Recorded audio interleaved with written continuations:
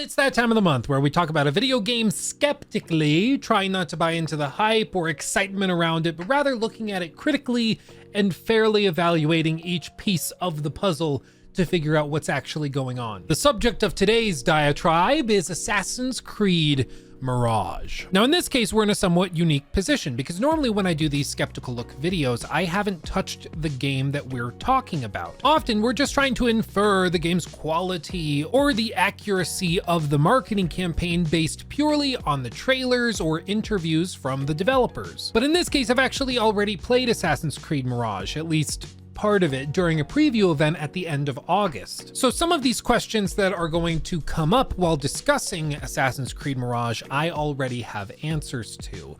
Others are still up in the air, but I want to be clear that this isn't your typical skeptical look video. Also, full disclaimer, I am expecting to review AC Mirage. However, I have not gotten my review code as of the time of recording this video, so I've not played it, I've not tried the final game or anything like that, just to be completely clear with you. The first thing to understand about Assassin's Creed Mirage is that this is supposed to be a return to form and basics for the series. For the last I don't even know how many years, Assassin's Creed has slowly been edging itself closer and closer to the cliff of open world adventure mediocrity. You know the phenomenon where every game nowadays is trying to be an open world action RPG, and as a result, nothing really feels like an action adventure RPG anymore. It all just kind of blends together. Everything feels like everything else. That's what's become of Assassin's Creed for a lot of people. This franchise used to be known for pretty intense stealth missions, interesting narratives, some stellar parkour, and recreations of historical cities and settings that were remarkable by themselves, much less in the context of a video game where you could explore them. And over the last decade or so, Assassin's Creed has slowly walked each one of these unique elements back. They stopped recreating historical settings and cities, instead going for bland, generic open worlds that you can explore on horseback. Just look at Assassin's Creed Valhalla. Sure, you could say that that is an accurate representation of England at the time in which the game is set, but I would just counter that with nobody made them set a video game in that time period, and it's not my fault that England at that time was just basically a big generic forest. I mean, seriously, it's just a big, flat, open world for you to explore, and whether you told me that that was supposed to be England or some fantasy world to explore wouldn't really matter because they'd all feel the same. There's very little unique about that recreation of England at that time. At least with Assassin's Creed Origins, we had a recreation of Egypt that was amazing. But just 2 releases later, we had Valhalla, which was a total departure. Hell, there's even whole sections of the game that you spend in Smurfland, running around trying to help Smurfette collect enough Smurf berries for the Smurf Festival. It's like bizarre. Seriously, they completely gave up on trying to recreate historical cities and instead just went full fantasy. However, Assassin's Creed Mirage seems to be the first attempt to remedy that issue, at least since Origins, and I guess to a certain degree you could say Odyssey, but Odyssey was pretty fantasy heavy in its own right. And that's because they've recreated the city of Baghdad, which is divided into 4 distinct districts. And according to the developers, it's much closer in size to Assassin's Creed Unity's depiction of Paris or Revelation's depiction of Constantinople. And this, to old school fans of Assassin's Creed, is really exciting. The idea that we're going to have a game that's smaller in scope, not trying to be the king of all open world adventure games, but rather is just trying to give you an interesting historical setting for you to explore and carry out this adventure within. Paired with this smaller scope is a lower price tag and a shorter runtime. Assassin's Creed Mirage costs only $50 and is expected to take around 20 hours to complete. Compare that to the 7,000 hours expected to complete Assassin's Creed Valhalla, and we're looking pretty good. And before anybody says that $50 isn't actually that much cheaper than the $70 they would normally be charging for a full-priced Assassin's Creed games, let me just remind you that inflation is an absolute biatch to everyday people. If we rewind the clocks and we go back to January of 2019, $50 today would have bought you $40 worth of stuff back in 2019. So it's actually, if you rewind the clocks, akin to like a $40 expansion, which is similar to what they did for, say, Spider-Man Miles Morales, which I believe was $40 when that came out. So it is a steep enough discount, I think, to justify the smaller scope, but of course, it's up to you personally whether you think that's still worth it. Now, one of the things that is not really up for debate is that Ubisoft has a mixed history when it comes to consistent quality. They've released a lot of games over the last decade or so, some pretty good, a lot not quite pretty good. I mean, you guys remember Roller Champions? That thing was 10 out of 10 IGN. I'm pretty sure they walked away from it. I don't know, maybe I'm making that up. Either way, that's a mixed bag. Also, like Skull and Bones, the game that's been trapped in development hell forever. Assassin's Creed Unity, Assassin's Creed Valhalla, which, as you all know, I'm not too thrilled about myself. I've called it a travesty of open world design. The point is that Ubisoft has a mixed history when it comes to quality. So a lot of people are looking at Mirage and saying, listen, I like the idea of what you're doing. I like the concept of a return to form, a return to basics for Assassin's Creed, but I'm just not going to buy it until I've seen it, until I've seen what it's actually like in practice. And listen, I think that's totally fair. And I think you should wait. I don't think you should necessarily be pre-ordering. I don't think you should be getting super hyped or anything, because I think hype makes you stupid. And because of the mixed history with Ubisoft and Assassin's Creed in general, I think you should withhold judgment until there is clear and concise, compelling evidence that this game is worth your hard-earned money. I like Assassin's Creed. I've liked it since I was in my teens. I just have always found the idea of navigating and exploring really interesting and complex recreations of ancient cities while also playing a video game. I find that super, super cool and I love it. However, we can acknowledge that these games can be fun and that we're fans of the franchise and we'd like it to succeed, while also acknowledging that Ubisoft has a mixed history and that you shouldn't just blindly hand them a check until they've proven beyond a reasonable doubt that they are deserving of your money. And that's going to come with reviews. It's going to come with streams where you can actually see people trying the game, and then you should put your money on the line. Unless you're just like Mr. Moneybags and you don't care either way, in which case, cool. But to play devil's advocate, just for the fun of it, I do want to point out that Ubisoft has spent a good amount of time and money on Assassin's Creed Mirage. This was originally ideated, as many people have pointed out, as a DLC expansion for Assassin's Creed Valhalla, and then later developed into its own standalone game once they realized that the scope was getting a little bit bigger than they anticipated. Over the following years, they worked it and worked it and worked it until it eventually took the form that we see now. And that form is a smaller in scope Assassin's Creed game that still has melee combat, still has stealth combat, still has the core gameplay mechanics and stuff from Valhalla, but at the very least is being developed with an intention behind stealth and multiple options of entry and execution for given targets. And when I got to play Assassin's Creed Mirage, I will say that this new intention was very clear.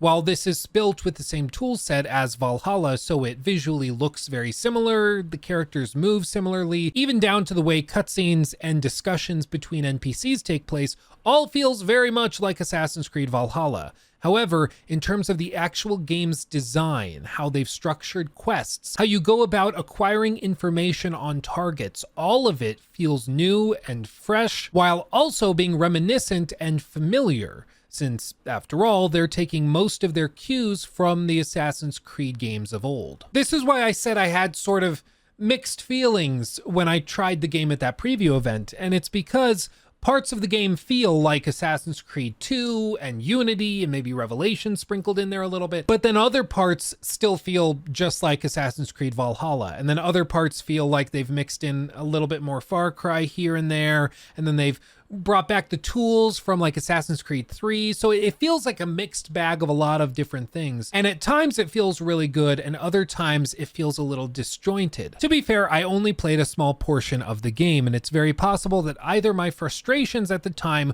will be remedied by release, or that I simply played a portion of the game that doesn't reflect necessarily the overall experience. I mean, just put yourself in the position of somebody playtesting a game. You could play an hour of, say, The Last of Us Part 2, but is that going to give you a good idea of what the entire game has to offer? Ooh, no. It really depends on which hour you're playing. What I will say is that the back to basics elements were the things that I was testing most intentionally, and they were the things where I certainly felt a difference. For example, the focus on stealth, melee combat being demoted over stealth combat, and mission design trying to give you multiple ways of taking on a given target. The focus on stealth is very clear, especially when paired with the demotion of melee combat. You can still engage in melee combat, however, you are limited to basic parries and strikes, and once more than 2 or 3 enemies come into your vicinity, it becomes extremely difficult to deal with them. This initially made the game feel really clunky once things got chaotic. However, after a brief moment, I realized that this wasn't actual clunk, this was their way of trying to encourage me to engage in stealth. They don't want you to go in swords ablazing into an encampment and take down everybody with melee combat like you did in Assassin's Creed Valhalla. They want you to sneak in, find a vantage point, take down your target, and get out, just like in those old Assassin's Creed games. And that means that if you try to play it like Assassin's Creed Valhalla, you're gonna have a bad time. You don't necessarily have to love this. In fact, if you loved Assassin's Creed Valhalla, you're probably gonna hate this. But that's the point. They're not trying to make everybody happy this time around, which I actually think is a good thing. This game is made for those who prefer stealth over the melee combat, and for them, it's going to be much better than Valhalla, but for Valhalla fans, this is going to feel really sucky. However, it's not all sunshine and rainbows. When I was playing the game at that preview event, I noticed that one of the core elements of a stealth game was a bit lackluster, or at the very least, not consistent. Of course, I'm talking about the AI. A stealth system with bad AI is like designing a submarine without a hatch cover. It's just stupid and doesn't work. Seriously, if you are talking about a stealth system, but the AI is either just flat out bad or broken, or at least inconsistent in the way that it interacts with you or your actions in the world, it makes the entire system basically useless, because you can stealth around a guard and feel like you've really accomplished something, but if the AI is so sucky that it doesn't recognize you even if you stand directly in front of it or near it, what's the point of stealthing? Like, the core mechanic just doesn't matter at that point. It's like having a weapon customization system in your game where you can change the length of the barrel and the type of ammunition and all of that to deal out more damage, but every enemy is just a one-shot target. No matter what you do with your gun, everybody dies in one shot. What's the point of changing the weapon? What's the point of that system at all at that point, if it doesn't actually matter for what you're doing? And that's why it's all the more concerning that in my time with Mirage, I noticed some pretty inconsistent behaviors on the part of the NPCs and guards in the bases that I was exploring. There were several times where I was exploring a base or enemy encampment and was spotted. This, you would expect, would trigger the guard to communicate to those around him that he spotted somebody that shouldn't be here, alerting those people who would then go and alert the rest of the base. However, that isn't what happened. Instead, I was able to take one of them out, and after standing awkwardly not doing anything, I was able to take out everybody else without them so much as yelling or screaming. It feels really weird to talk about a video game and be like, it would be better if they yelled and screamed, but that's where we are. It feels weird that I can kill one of 3 people in an area, and then another one goes down, and then the last guy standing is like, oh, that's weird. And then I take him out. There's not a yell for help. There's not a whistle blown. There's nothing. It's just there. It's dumb AI, and that can really harm the stealth experience because it makes you feel like, what's the point of stealthing around if I can just walk up to everybody and take them out without so much as a thought? And this is a remnant of Assassin's Creed Valhalla, which also had extremely dumbed down AI. As far as I can tell, the reason it was so dumbed down is because, frankly, they didn't need cutting-edge AI, since you were always expected to just go in hammers and swords ablazing. And since this is made with the same tools as Valhalla, my fear is that Mirage is going to exhibit some of the same shortcomings as Valhalla. Now, on the flip side, it could just be that this was a bug that's going to be remedied by launch. It could be that this was just some eccentricity of the situation in particular, and that when we play the game on launch day, all of this will be remedied and it'll just be great and it won't be a concern. But what I will say is that it was a problem I noticed on multiple occasions, and that's not great. And therefore, I'm going to bring it up in this video. I wish I didn't have to. I wish the AI was always consistent and great, but instead, I felt that sometimes the AI behaved the way I would expect them to in a given situation, and other times they really didn't and responded in really bafflingly stupid ways like this. Though again, this might be fixed. You never know. I played a build that was months old, so by release date, it might be totally fixed.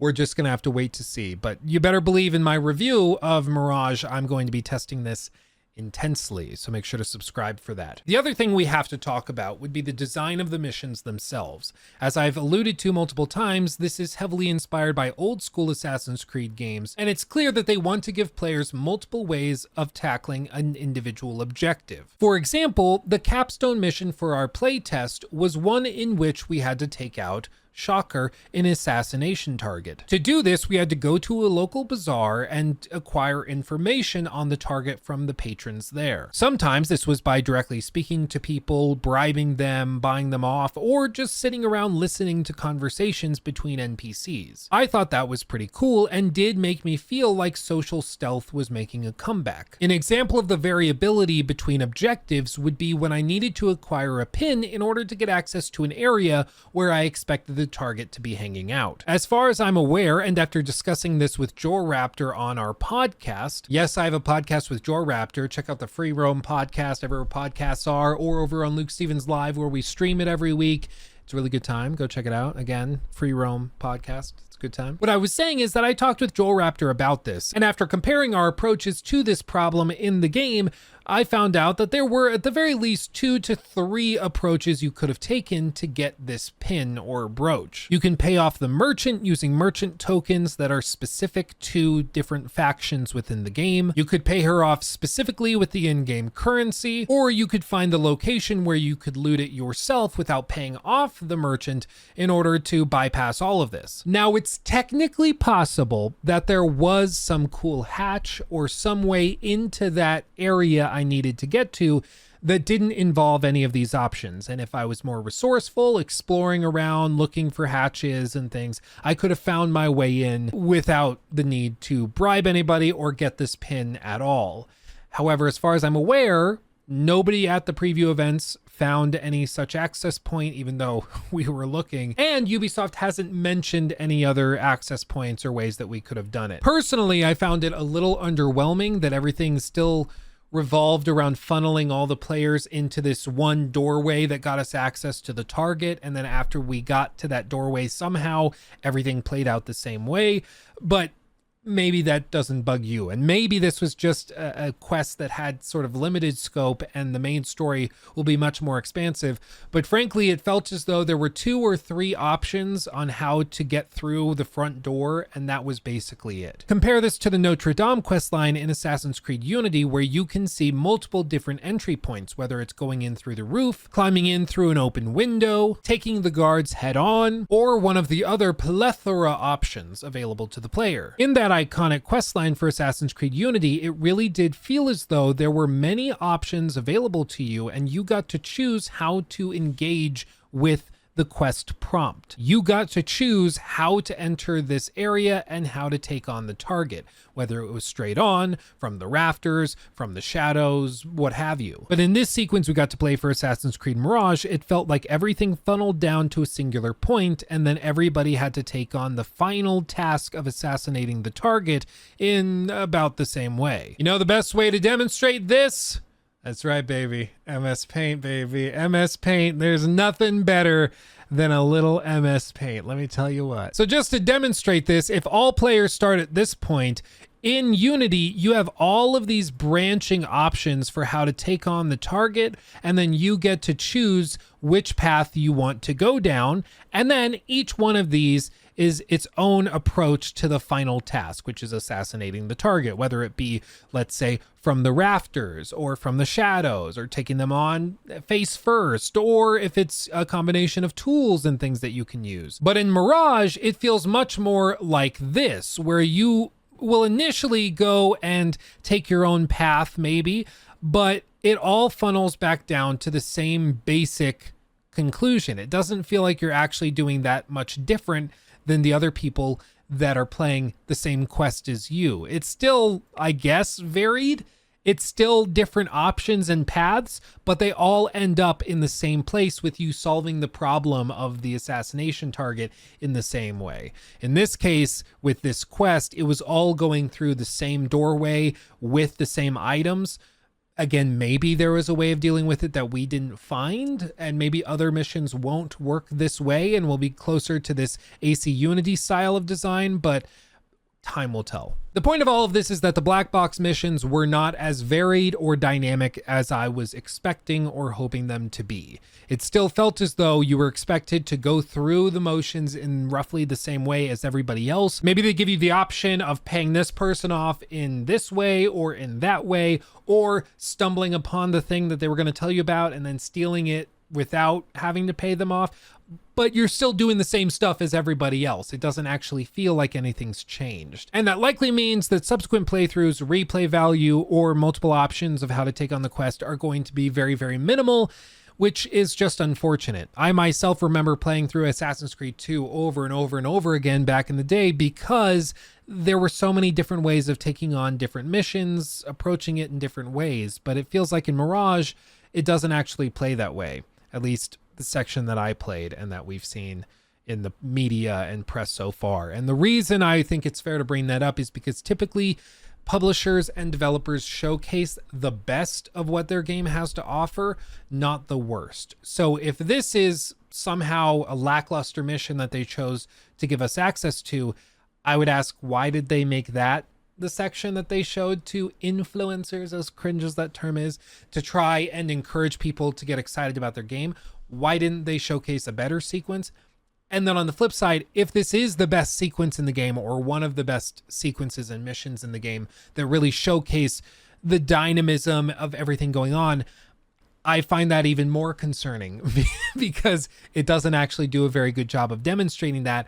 And I would guess it's because there's not actually that much dynamism here. But again, blah, blah, blah. Maybe this is all going to change once we've seen the game. Reviews might totally change this. I'm just going off of what I've seen and what I've played. So take it or leave it, I guess. Graphically, I think the game is pretty. I think this is mostly to do with the art direction though, because it doesn't actually seem that the engine, at least graphically, has been changed very much over Assassin's Creed Valhalla.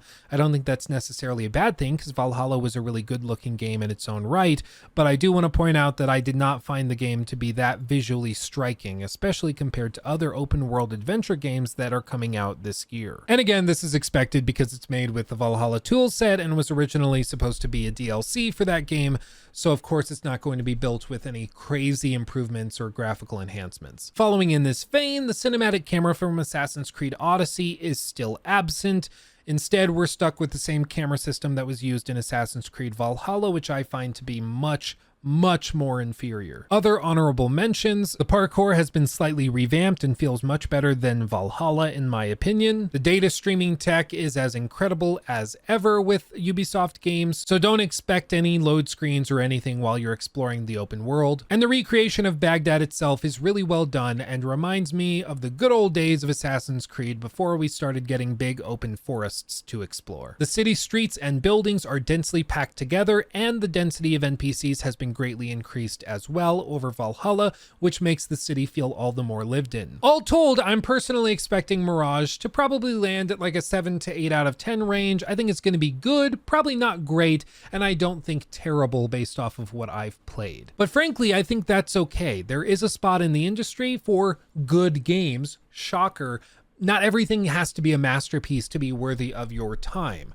Of course, time will tell as it goes by and as we see more of the game and as we get reviews coming out, play tests and streams and things of it, we'll have a much better idea of what Mirage has to offer. But all told, I think we're probably looking at a pretty good game, or even just a good game that is going to satisfy old school Assassin's Creed fans and will leave perhaps the Valhalla fans and Odyssey fans hoping for something else. While this video has largely been me complaining about various things and poking holes in the design of Mirage and my experience with it, I still had an overall good time with the game. And I still walked away feeling more excited for Mirage than I did before I went in. I think this is just an artifact of these kinds of videos. It's really easy for me to say something I like about a game, like the setting, the recreation of the city, the density of NPCs, the exploration, the varied approaches you can take to missions, even if they're not as varied as I would have liked. I can say all of that pretty quickly, but if I say something I don't like about a game or that I'm worried about, I have to spend 5 minutes explaining it. Otherwise, it's just another assertion that nobody should take seriously. And so as a result, it can often feel like I'm just rambling and hating on games when that's not actually what I'm trying to do. I'm just trying to back up the critiques I have while also throwing out things that I do like about a game. Luckily, I don't see a lot of people getting like stupid hyped for Mirage or anything like we had with Starfield or like we're seeing with Spider-Man perhaps. Instead, everybody is keeping a pretty level head and it's like, yeah, well, we'll see when the game comes out. We'll see what they can do. I'm hopeful, I'm optimistic, but you know what? Time will tell. And I think that is tremendous to see. I think Ubisoft fans have learned, perhaps better than a lot of other fan bases, that getting hyped is not always the best option, and often you are much better served withholding your hype until it is justified. Then your heart won't be broken when you get something like Valhalla that comes out and just disappoints you. And instead, you'll be pleasantly surprised when something comes along, hopefully, like a Mirage, which gives you a pleasant little surprise, a little kick in the pants to get all excited for, and it gives you 20 hours of fun. And while it might not win any Game of the Year awards or anything, it can at least be a fun escape to Assassin's Creed games of old. But let me know what you think of Assassin's Creed Mirage in the comment section below. I'm honestly genuinely interested in what you guys think of the game based on what you've seen about it. I am generally optimistic. Like I said, I'm expecting it to be good. I don't think it'll be a masterpiece or anything, but I also don't think Ubisoft is expecting it to be like that. I think they're just trying to give fans a little bit of fan service, and in that capacity I think they will probably be successful, even though there will be quirks and problems with it. I think largely fans are gonna like what they play, but who knows, maybe you have a different opinion. Let me know. But with all that said, thank you for watching. I love you all. If you want to support me, just subscribe, like the video, that helps. And if you want to get a Proud Skeptic t-shirt, links below. I've got merch link down there. You can also see it in the little merch shelf down there as well. You know what? Use promo code Mirage and I'll give you like 10% off of your order. Let's do that. Promo code Mirage. Put that on screen, Jacob. Use coupon code Mirage, 10% off your order at LukeStevensTV.com.